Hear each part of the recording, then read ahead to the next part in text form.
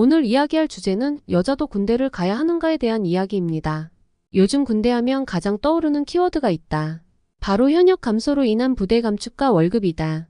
우리나라는 근본적으로는 분단국가이며 전쟁의 위험이 있는 나라이다. 작게 보면 북한과의 적이지만 크게 보면 중국, 러시아, 일본 등 군사적이나 경제적으로 강대국에 둘러싸인 형태이다. 역사적으로 한반도는 지리적 위치로 매우 중요한 곳이다. 그리고 분단 이후에는 더욱더 지리적 위치가 상승했다. 만약 한국이 공산주의가 된다면 일본과 인도, 대만 등 주변국들의 활동에 영향을 준다.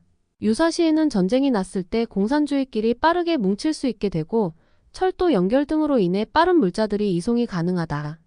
만약 북한도 민주주의가 되면 중국과 러시아 같은 공산주의 입장에서는 자신의 근처에 칼이 들어온 느낌일 것이다. 그래서 중국도 북한이 망하지 않기 위해 몰래 지원을 해주는 것이다. 만약 통일된다면 지금보다 그들은 더 많은 돈을 투자해야 하기에 어쩔 수 없는 선택이다.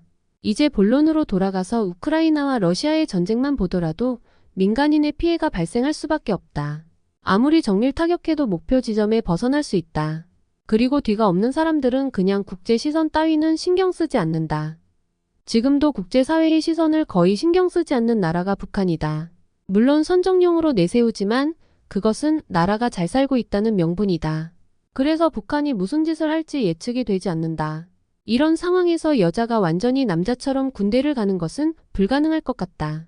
다만 3-6개월 정도는 훈련을 받아야 한다고 생각합니다. 완전히 남자처럼 군대를 가는 것은 막사부터 해서 성에 관련된 문제, 훈련 문제, 신체 조건 문제 등 너무 따져야 할 것이 많습니다. 그래서 1년 6개월은 가는 것은 반대입니다. 하지만 최소 3개월 정도는 기초적인 군사훈련을 통해서 유사시에는 병력이 될 정도는 되어야 합니다.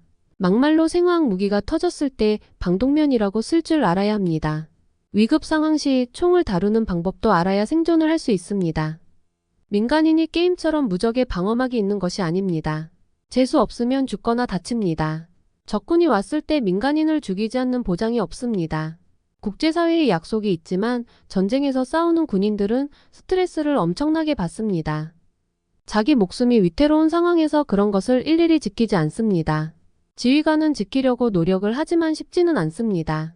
막말로 총알이나 폭탄이 떨어지는 곳에서 제정신을 유지하기는 힘듭니다. 자기 전우가 죽어가는 모습이나 형체도 없이 터져가는 모습을 보고 멀쩡할까요? 3개월 가는 것도 반대하면 예비군처럼 성인이 되면 1년에 일주일 정도는 훈련을 받아야 합니다. 물론 돈은 지금 남자들 예비군 받는 것처럼 받으면 된다.